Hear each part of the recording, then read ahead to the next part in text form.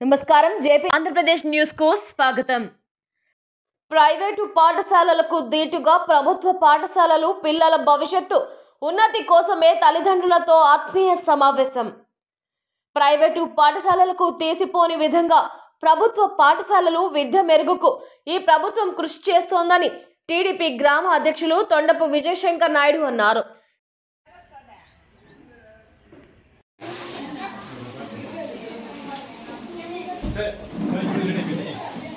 మరి మా ఈరోజు మా పాఠశాలలో ఉపాధ్యాయులు పాఠశాలలో 9:30కే స్టార్ట్ చేయాలి, కానీ సర్పంచ్ గారు లేట్ అయిపోయింది, మా నాయకులు కూడా లేట్ అయిపోయిన వల్ల కొంచెం లేట్గా స్టార్ట్ చేయాల్సి వచ్చింది.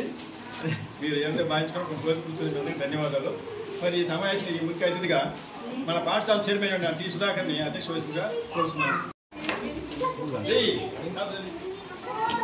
చేయదలుచుకోలేదు, ఎందుకంటే వర్షాలు వచ్చి నీళ్ళు వెళ్తున్నాయి కాబట్టి ఇబ్బంది అని. నిన్న నుంచి ఎండ కాస్తుంది కాబట్టి నిన్న చెప్పాను.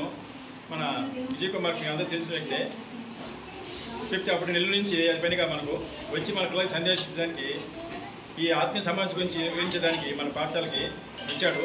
మరి నెల్లూరు నుంచి మనకు రాజు చెప్పినా సరే పనులు ఆపుకొని వచ్చిన దానికి అందరికీ అందరి తరఫున ఆయన ప్రత్యేక ధన్యవాదాలు చెప్పుకుంటాను. మన పాఠశాలకి ప్రత్యేక ఆహ్వానితులుగా మన సచివాలయం మేడం గారిని నియమించారు ప్రభుత్వం. అంటే మన కార్యక్రమం ఎలా చేస్తుందంతా కూడా చూసి ప్రభుత్వం తెలియజేసేందుకు ఆ ప్రత్యేక ఆహ్వానంతో వచ్చిన కృష్ణమ్మ కూడా మా పిల్లల తరఫున ఇంటి తరఫున కృతజ్ఞతలు తెలుసుకుంటున్నాను. అలా వచ్చింది కాబట్టి మీరు ఎన్ని పనుల నుంచి 3 నెలల రోజులు కాబట్టి ఒక వచ్చి బడిలోకి వచ్చేసి పిల్లల గురించి మీరు ఆలోచించి గౌరవనీయులైన మన టీడీపీ నాయకులైనటువంటి విజయన్న గారికి మన ప్రభుత్వం మనకు అన్ని ఫెసిలిటీస్ కల్పించింది. నాకు తెలిసి మేము చదువుకునేటప్పుడైతే ఇవన్నీ ఏం లేవు. ప్రోగ్రాం పేరు పిల్లల బంగారు భవిష్యత్. పిల్లల యొక్క బంగారు భవిష్యత్ కోసము మనం ఏం చేయాలి? కొనుక్కోవాలి, ఫీజులు కట్టాలి, బస్సు ఫీజు కట్టాలి, మీరే రెడీ చేయాలి, మీరే హోంవర్క్ రాయాలి, మీరే బళ్ళ తీసుకురావాలి. అది ప్రైవేట్ పాఠశాలకు ఉండే చేసే పనులు, మీరు తల్లిదండ్రులు చేసే పనులు. ప్రభుత్వ పాఠశాలకు వస్తే పిల్లవాడు స్నానం అయిపోయింది. మీరు ఇక్కడ పెట్టారు మెగా పేరెంట్స్ టీచర్స్ మీటింగ్ అని. నాకు తెలిసి అయితే ఈ పదం కరెక్ట్ కాదనిపిస్తుంది. ఈ పదం కరెక్ట్. ఆత్మీయ సమావేశం. ఆత్మీయ సమావేశం అంటే ఏంటి? ఇంటరాక్ట్ అవ్వడం టీచర్స్కి. ఇప్పుడు మీ పిల్లలు ఏం చదువుతున్నారు, ఏ విధంగా వెనకబడి ఉన్నారు అని చెప్పడం కోసం ఆత్మీయ సమావేశం అంటే కరెక్ట్గా ఉంటుంది. మీటింగ్ అని అనుకోండి, వాళ్ళు ఏదో ఉపాధ్యాయులు చేస్తారు, మీ పాటికి మీరు ఏదో 2 బిస్కెట్లు ఇస్తారు, లేదా టీ ఇస్తారు, తినేసి వెళ్ళిపోవడం కాదు. ఇది మీటింగ్ అయితే కాదు. ఆత్మీయ సమావేశం అనేది కరెక్ట్ పదం. ఎందుకు చెప్తున్నానంటే నేను ఇది యాక్చువల్గా ఏదంటే మన గవర్నమెంట్ స్కూల్లోనే పెట్టారు. యాక్చువల్గా ప్రైవేట్ స్కూల్లో కూడా పేరెంట్స్ మీటింగ్ అనేది ఉండేది, కానీ ఎవరు పోయేవాడు కాదు, ఎవరు వచ్చేవాడు కాదు. ఇది నారా చంద్రబాబు నాయుడు గారు ఈ వినూత్న కార్యక్రమాన్ని తీసుకొచ్చారు. ఇది ఎందుకు మంచిదని చెప్తున్నానంటే మీ పిల్లల భవిష్యత్తు కోసం ఇది బాటలు వేస్తుంది. ఇప్పుడు మీ పిల్లలు ఎక్కడ వెనకబడిపోయి ఉన్నారు, మీరేంటంటే మీ పనుల్లో మీరు బిజీగా ఉంటారు, స్కూల్కి రారు.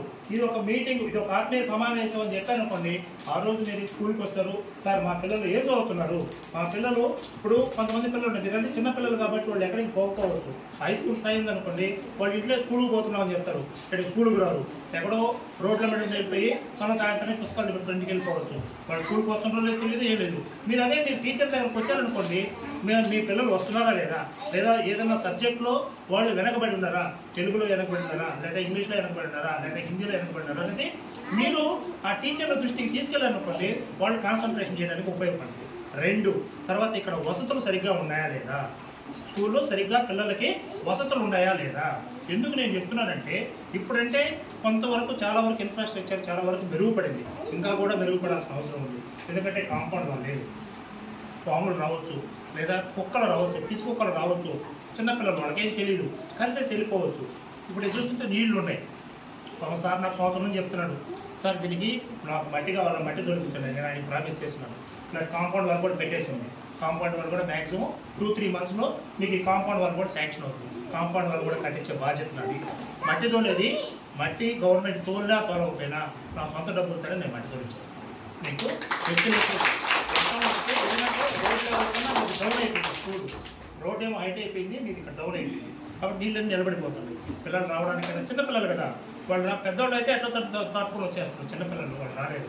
ఆ మట్టి ఒకటి గవర్నమెంట్ శాంక్షన్ చేసినా శాంక్షన్ చేయకపోయినా నేను బాధ్యత తీసుకుని మట్టి వరకు తొలిచేస్తాను. కాంపౌండ్ వాల్ అయితే పెట్టండి. కాంపౌండ్ వాల్ కూడా ఫస్ట్ నేను ఇదే ప్రపోజ్ చేశాను, ఎందుకంటే నా దగ్గర దాదాపు 2-3 ఇయర్స్ నుంచి తీసుకొస్తున్నాను. సారీ, కాంపౌండ్ వాల్ లేదు, ప్లస్ మట్టి డౌన్ అయిపోయింది, వాటర్లో మేము నీళ్ళల్లో పడవ వేసుకోవాల్సిన పరిస్థితి ఉంది. కాబట్టి ఇప్పుడు మన గవర్నమెంట్ వచ్చింది కాబట్టి వాళ్ళ గవర్నమెంట్ నుంచి మట్టి రాకపోయినా నా సొంత డబ్బులు పెట్టాను, మట్టి అయితే తొలిచేస్తాను, ఇబ్బంది లేదు. ఈ కాంపౌండ్ వాల్ అయితే నేను పెట్టినాను. రెండోది, ఇప్పుడు మీ దగ్గర నేను చెప్పాను, ఎప్పుడైతే మీరు టీచర్ దగ్గరకు వస్తారో మీ పిల్లవాడికి కూడా భయం అనేది అవుతుంది.